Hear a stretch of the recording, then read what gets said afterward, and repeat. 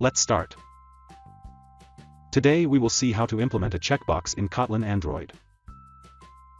Let's see the project structure. In the app-level build.gradle file, write this plugin.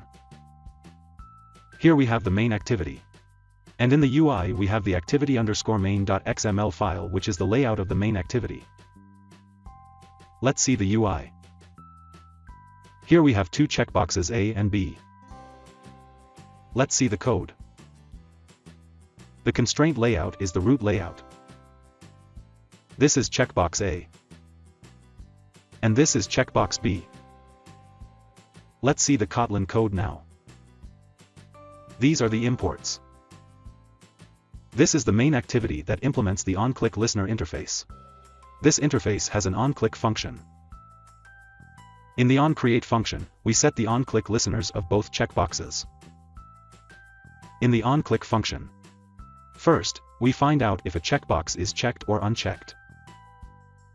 Then we find out if the checkbox A was clicked or not. If yes, then we find out if it was checked or unchecked. Then we find out if the checkbox B was clicked or not. If yes, then we find out if it was checked or unchecked. And we show the respective result in a toast. Let's run the app.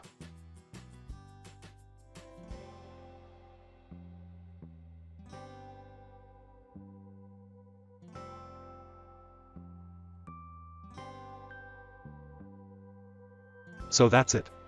That's how you can implement a checkbox in Kotlin Android. Thank you.